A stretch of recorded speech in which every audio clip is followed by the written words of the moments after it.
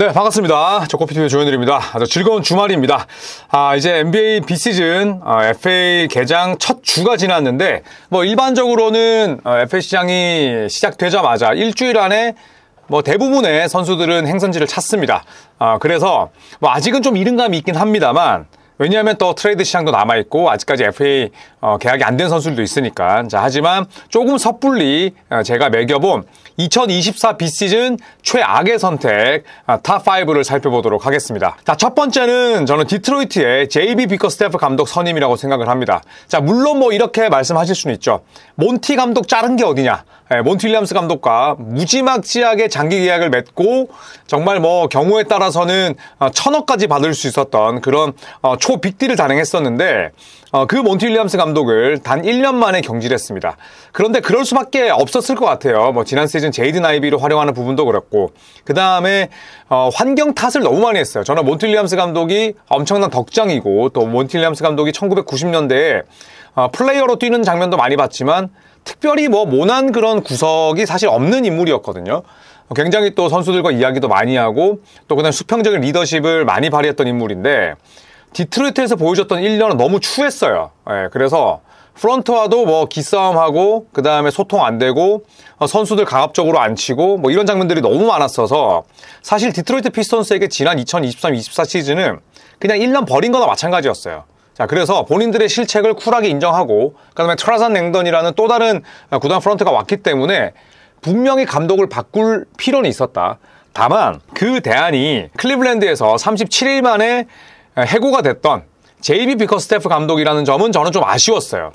그리고 이 JB 비커스테프 감독의 후보 경쟁자가 션 스위니, 이 댈러스 매버릭스의 코치였는데, 이분 같은 경우에는 어시스턴트 코치 경험은 많지만 풀타임 헤드 코치는 한 번도 없었어요. 저는 디트로이트 피스톤스가 스탠 밴 건디, 드웨인 케이시, 그 전에 몬티 윌리엄스 감독까지 그동안 고인물들을 많이 썼단 말이죠. 그러니까 노장 감독들을 많이 썼어요. 그런데 이번에는 저는 디트로이트가 체질 개선을 위해서는 한 번도 풀타임 헤드 코치 경험이 없는 지도자 출신의 인물을 한번 영입을 했으면 어땠을까라는 생각이 들었습니다. 자, 그래서 일단 스위니 코치가 선임되지 않은 부분은 아쉬울 수 있지만, 글쎄요, 저는 JB 비커스테프 감독이 올 수는 있다고 봅니다. 자, 하지만 무려 3년도 아니고 5년을 맡겼다? 물론 마지막 해가 팀 옵션이긴 하지만, 그렇다고 치더라도 보수적으로 잡아도 4년이잖아요. 그리고 마지막 해에 팀 옵션 5년. 너무 길다라고 생각을 하고, 비커스테프 감독이 아무 장점이 없는데 계속해서 감독하겠습니까? 그건 아니죠. 수비 전술을 짜는 데는 일가견이 있고, 또 버니 비커스테프 전 감독의 아들이기 때문에 NBA 판의 생리가 어떤지 누구보다 잘 알고 있어요. 그런 부분은 오케이지만, 저는 지금 디트로이트에게 필요한 건 질서가 잡힌 공격이라고 봅니다. 근데 비커스테프 감독은 사실 휴스턴, 멤피스, 그 다음에 또 클리블랜드 거치면서 공격 전술이라는 게 거의 없는 인물이었어요. 도노반 미첼 네가 해. 그 다음에 에이스 2옵션 네가 해. 이 정도가 전부였단 말이죠. 그렇기 때문에 저는 디트로이트의 질서 없는 공격을 비커스테프처럼 수비 디자인에 능한 인물이 잘 채울 수 있을까라는 의문은 듭니다. 상대적으로 젊은 감독이긴 하지만. 자, 그래서 비커스테프 감독이 지휘봉을 잡았을 동안 클리블랜드의 성적은 165승 150패였고요. 최저는 13위, 최고는 4위. 플레이오프는 2라운드까지 진출을 했었습니다. 그런데 2023년 플레이오프가 정말 실망스러웠죠. 왜냐하면 클리블랜드와 뉴욕 간의 4번 시드, 5번 시드 대결이었는데 클리블랜드가 4대1로 졌습니다. 왜 진 줄 아시죠, 여러분? 공격이 없어. 수비는 그렇다 치더라도 공격이 아예 정형화된 패턴이 없었습니다. 그것 때문에 결국에는 5경기 만에 졌고, 도노반 미첼의 실망했던 그 얼굴들이 생각이 나는데, 일단 저는 디트로이트가 선임을 한 이상, 또 비커스테프 감독이 무려 5년의 시간을 보장받은 이상 디트로이트의 영건들을 잘 이끌었으면 하는 바람이 들긴 하지만, 의문이 가는 건 사실이고, 저는 비커스테프 감독을 선임한 디트로이트의 선택이 그렇게 좋아 보이진 않습니다. 토발 세리스에게 2년 52미를 준 그 선택도 저는 그냥 한 C 정도다라고 생각을 합니다. 자, 그리고 레이커스를 빼놓을 수가 없겠죠. 레이커스가 맥스 크리스티와 4년에 32밀 재계약을 맺었습니다. 자, 맥스 크리스티 젊은 선수죠. 잠재력 차고 넘칩니다. 포텐셜 있을 수 있어요. 자, 하지만 이런 실링을 떠나서 보여준 게 많지 않잖아요. 보여준 게 사실은 없어요. 평균 득점 5점 안 되고, 그 다음에 BQ 떨어집니다. 자, 물론 경기력 자체가 발전을 했고 또 좋은 수비수가 될 자질은 있긴 합니다만, 이 선수에게 4년 32밀 비쌉니다. 1년에 연간 8mm야. 그래, 오케이. 그래, 4년 32mm를 줄 수 있다고 칩시다. 자, 그런데 FA 시장 개장 첫날에 크리스에게 줄 필요가 있었냐 이거죠. 왜냐하면 아무도 맥스 크리스에게 관심이 없어요. 아무도 없었고 FA 시장 끝나가는 날 그냥 마지막 날에 도장 찍었어도 됐어. 막도장 파서 찍었어도 됐어. 인감 도장도 필요 없었어. 그런데 LA 레이커스가 개장 첫날에 맥스 크리스티와 4년 32mm 계약하면서 LA 레이커스의 Full MLE, 미드레벨 익셉션 옵션이 삭제됐습니다. 르브론 제임스가 리치 폴을 통해서 이렇게 이야기를 했었죠. 내가 팀을 도울 수 있다면, 팀이 전력을 보강할 수 있다면 나는 페이컷을 할 의사가 있다. 자, 그런데 첫날에 크리스에게 4년 32mm 박으면서 페이컷 호의가 무용지물 됐고요. 네, 그 다음에 자연스럽게 Full MLE 옵션 삭제됐죠. 그리고 FA 영입 목록에 있던 선수들도 모두 잡지 못했습니다. 요나스 발렌슈나스, 크리스 폴 등등 물망에 올라있던 선수들 다 내보냈어요. 다 잡지 못했습니다. 자, 그 다음에 셀러리 계산도 오류가 났었죠. 자, 르브론 제임스와 2년 맥스 계약을 맺었는데 1+1 계약으로. 왜냐하면 over 38, 38살이 넘은 선수에 대한 룰 때문에 3년 계약을 맺으면 마지막 해가 비보장이 돼요. 그래서 1+1 계약을 맺었는데 이렇게 계약을 맺었을 때 에이프런을 초과하는 거야. 그것도 살짝. 네, 그러다 보니까 르브론 제임스에게 1밀 이상의 연봉을 좀 깎아달라고 해야 된다. 지금 이런 처지까지 놓였거든요. 그러니까 지금 라펠링카 단장은 이번 2024 오프시즌 내내 주야창천 욕만 먹고 있습니다. 계산도 잘못해, 첫날부터 크리스티랑 계약해, MLE 삭제돼, FA 영입 없어, 그 다음에 토린 프린스 걸어나가, 억만징창인 거죠. 자, 그래서 이런 사태를 두고 이렇게 얘기를 하기도 합니다. 제2의 테일러 홀튼 터커 계약 사례 아니냐. 왜냐하면 여러 부분이 닮아 있어요. 테일러 홀튼 터커 계약도 처음에 셀러리를 잘못 계산해서 연장 계약 줄 수 있는 걸 홀튼 터커에게 2년 단기 계약밖에 주지 못했어요. 그리고 나서 그 2년 뒤에 알렉스 카루소냐 테일러 홀튼 터커냐를 선택했어야 되는 문제에서 카루소를 버린 거잖아요. 그리고 결국 홀튼 터커를 잡았고, 홀튼 터커는 지금 카루소의 절반밖에 안 되는, 카루소가 지닌 가치의 절반밖에 안 되는 선수로 전락하고 말았는데, 여러모로 지금 홀튼 터커 사례와 비슷합니다. 이상하게 본인들만의 눈으로 유망주에게 꽂혀 있는 거. 홀튼 터커, 맥스 크리스티, 그 다음에 지난해 맥스웰 루이스 마찬가지였고, 계산을 잘못한 것까지 똑같습니다. 레이커스의 이번 2024 오프시즌은 30개 팀 가운데 단연 평점 최악을 매겨도 무방하다라고 생각을 하고요. 자, 세 번째도 모두가 예상을 하셨을 겁니다. 시카고인데 팻 윌리엄스와 5년의 90mm의 연장 계약을 맺었습니다. 자, 팻 윌리엄스는 많은 팀들이 관심을 보였을 수는 있죠. 자, 하지만 연간 18mm면 정말 개비쌉니다. 자, 일단 이 선수는 인저리 프론이에요. 2년차 때 17경기, 4년차였던 지난 시즌에 43경기 출전했습니다. 그러니까 다치면 장기로 들어눕는다는 뜻이에요. 그것도 젊고 팔팔한 선수가. 이제 4년차니까.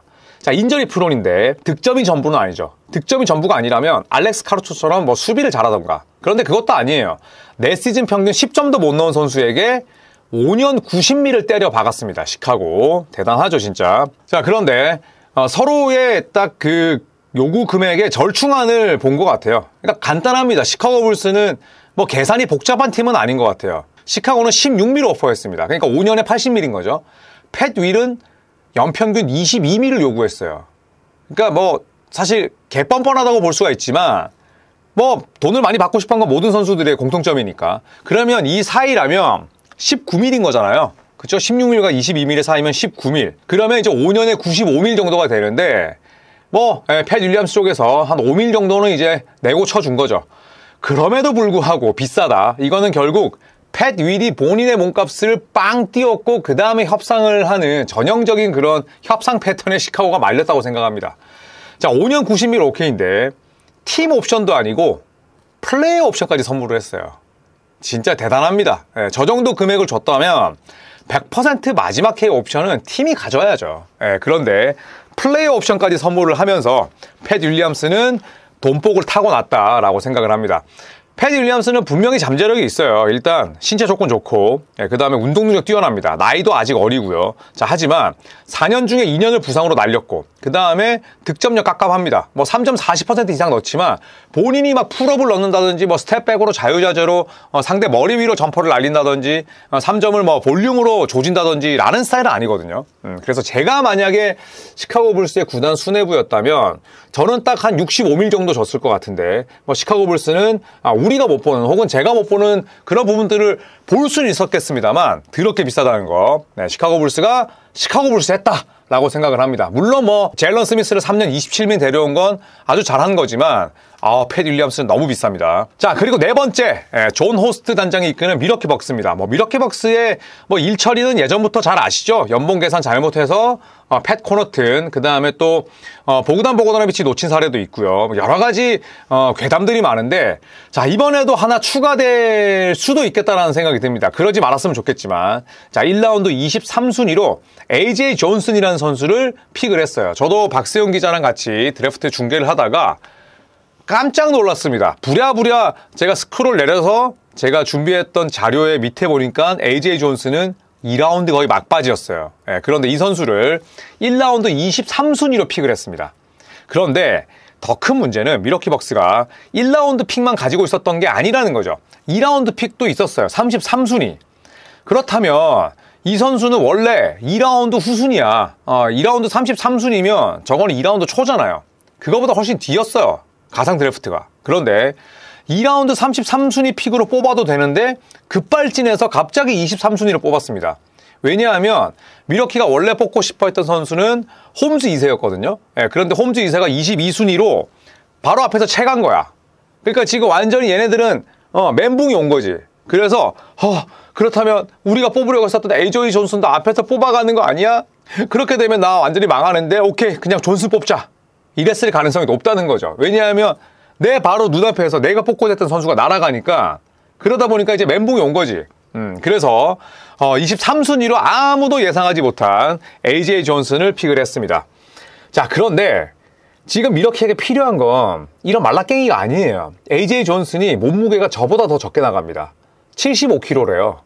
그런데 지금 밀워키 벅스에게 필요한 건 빅맨입니다. 왜냐하면 브룩 로페즈 떠날 가능성 높고 바비 포르티스 재계약 현재 제시 안 하고 있거든요. 그러면 인사이드가 완전히 허해지는데 갑자기 80kg 미만의 빼빼로를 뽑았어요. 그리고 이 선수의 호주 평균 득점은 2.9점입니다. 일단 보잘것없어요 사실. 그런데 이 선수를 일단 뽑았고 물론 뭐 장점은 있죠. 일단 기본적으로 팔다리가 길쭉하고 스피드가 뛰어납니다. 자, 하지만 23순위로 뽑을 선수는 아니었다라는 게 중론이죠.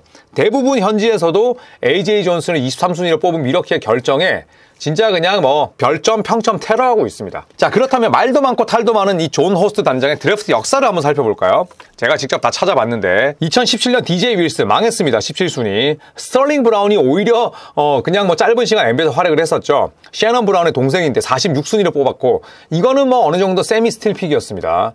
자, 하지만 2018년에 단테 디빈첸조를 17순위로 뽑았지만 뭐 부상 때문에 제대로 활약을 못했죠. 디빈첸조를 17순위로 뽑은 건 눈이 나쁘지 않았던 거예요. 다만 밀워키 벅스 시절에는 부상이 잦았을 뿐이고 2020년에 조던 워라도 괜찮았습니다. 45순위로 뽑았으니까. 워라는 아직도 인디애나 페이서스에 뛰고 있고 볼 쥐어주면 10분 뛰면 5점, 20분 뛰면 10점은 넣을 수 있는 선수예요. 그 다음에 45수니까 오케이인 거죠. 자, 그리고 2021년에는 산드로 마무켈라슈빌리, 현재 샌안토니 스퍼스에서 뛰고 있고 조지아 대표 출신인데 54순위로 뽑았으니까 보는 눈이 제법 괜찮은 겁니다. 2라운드에서 뽑았으니까. 자, 하지만 2022년에 마존 보챔프가 좀 아쉽죠. 24순위. 당연히 뭐 로터리 픽은 아닙니다만 이 보챔프가 글쎄요 NBA에서 살아남기에는 약점이 너무 많아요. 만약에 밀워키가 이 마존 보챔프를 키울 수 있고 닥 리버스가 이 선수의 잠재력을 터뜨릴 수 있다면 모르겠지만 현재까지 보챔프의 행보는 굉장히 좋지 못합니다.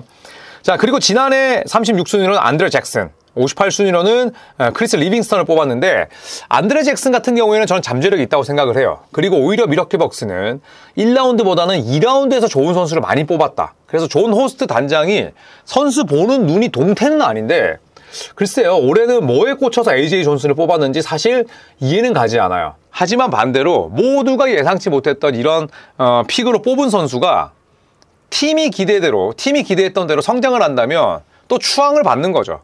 그래서 저는 개인적으로 AJ 존슨이 무럭무럭 성장을 해서 저처럼 이번 픽을 굉장히 좋지 않게 보는 이들의 입을 다물게 만들었으면 좋겠습니다. 자, 마지막으로는 유타 재즈입니다. 저는 유타 재즈 팀의 방향성이 궁금해요. 일단 데니 에인지 사장이 보스턴 셀틱스 떠나서 유타 재즈로 왔을 때 사실 많은 이들이 기대를 걸었습니다. 그런데 결국에는 뭐 아직까지 유타 재즈는 명확한 색깔이 없는 것 같아요. 뚜렷한 목표, 명확한 색깔, 그 다음에 내가 어떤 특성을 가지고 있고 그 다음에 우리 팀의 장단점이 무엇인지를 알아야 향후 2년, 3년 농사를 지을 텐데 지금 유타 재즈는 어떤 꽃을 싹 틔우고 어떤 식물을 심고 어떤 비료를 써야 될지도 모르는 것 같아요. 자, 그래서 2년 연속 저는 유타만큼 역대급 애매한 노선의 팀이 없었다고 봅니다. 전반기 잘했다가 트레이드 데드라인 때 일부러 전력을 약화시켜. 그리고 후반기 망해. 그러면 라우리 마카넨처럼 뛰고 있는 선수들이 행복할까요? 절대 아니죠. 나는 이기려고 지금 뛰고 있는데, 그리고 우리 힘으로 잘해왔는데 2년 연속 트레이드 데드라인 때 팀의 전력이 바보 등신이 되고, 그러면 당연히 후반기에는 고꾸라지는 거죠. 그렇기 때문에 저는 저렇게 역대급 애매한 노선을 가져갔을 때 그 기간에 뛰고 있는 선수들은 무조건 집중할 수 없어요. 그 다음에 라우리 마카넨과 워커 캐슬러의 트레이드 루머가 지금 나오고 있습니다. 워커 캐슬러, 라우리 마카넨 모두 다 데니 엔지 사장이 뭐 만만하게 받고 팔겠습니까? 절대 아니죠. 진짜 뭐 곳간에 모든 걸 다 빼가는 게 데니 엔지 스타일인데, 그래서 언제 하겠냐 이거예요. 팀은 2년 연속 애매한 노선이었죠. 그 다음에 트레이드 루머 계속 나돌죠. 저기다 조던 클럽슨도 트레이드 루머에 있죠. 이렇게 되면 선수들이 이 팀에 대한 애정, 소속감 떨어질 수밖에 없습니다. 자, 그 다음에 이번 오프 시즌 때 오메르 유르트 세븐, 마이애미에서 뛰었고, 그 다음에 튀르키예 출신인데 유타 재즈에서 지난 시즌 활약을 하긴 했습니다만 존재감이 적긴 해요. 자, 그런데 이 선수를 웨이브 해버리고 데려온 선수가 드류 유뱅스입니다.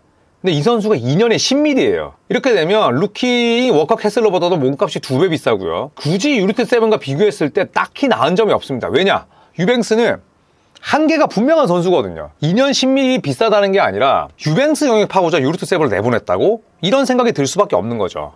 네, 자, 그래서 저는 어떤 생각을 가지고 지금 데니 엔지가 팀을 이끄는지를 모르겠어요. 이 영입으로 인해서 더더욱 모르겠고, 그 다음에 이번 2024년 드래프트에서 영입한 선수들의 움직임은 저는 좋다고 봅니다. 코디 윌리엄스, 콜로라도 대학을 이끌었던 OKC의 제일런 윌리엄스의 동생인데 10픽 오케이. 아이제아 콜리어 완전히 주가가 쭉쭉쭉쭉 떨어졌는데 29픽이면 무조건 남는 장사죠. 거기다가 카일 필리포스키 같은 경우에는 종교 이슈 때문에 떨어졌다는 얘기가 있어요. 그런데 이 선수를 2라운드 32픽으로 지명한 건 저는 굉장히 좋다고 봅니다. 이 3명 당장 직전감으로 쓸 수 있어요. 근데 문제가 있다면 얘네들을 어떻게 버무릴 거냐 이거죠. 제가 봤을 때 지금 가장 유타 재즈 조직 내에서 뭔가 혼란을 겪고 있는 인물은 저는 윌 하디 감독이라고 생각을 해요. 왜냐하면 윌 하디 감독 본인도 팀이 프론트 오피스가 어떤 생각을 가지고 지금 팀을 운영하는지 모를걸요. 그렇기 때문에 좋은 선수들은 굉장히 많으나 지금 이 선수들을 가지고 어떤 노선을 가져갈 건지를 이번 여름을 통해서라도 빨리 정해야 된다. 근데 데니 엔지 사장이 지금까지 갖고 있었던 행보는 유르트 세븐 내보내고 유뱅스와 2년 10밀 계약? 그렇다면 2년 뒤에 모든 선수들의 계약이 끝나냐? 아니죠. 마카넨은 만기고.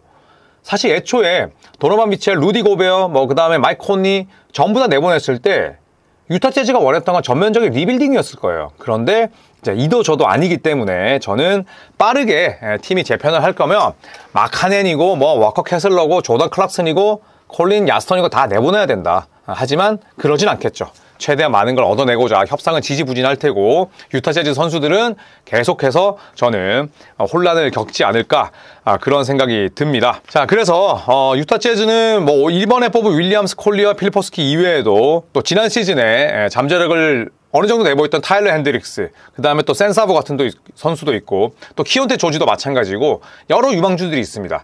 하루빨리 노선을 정해서 유타 재즈가 또 예전처럼 전통의 강호로 표면 2로 드러날 수 있을지 함께 지켜보시죠. 감사합니다.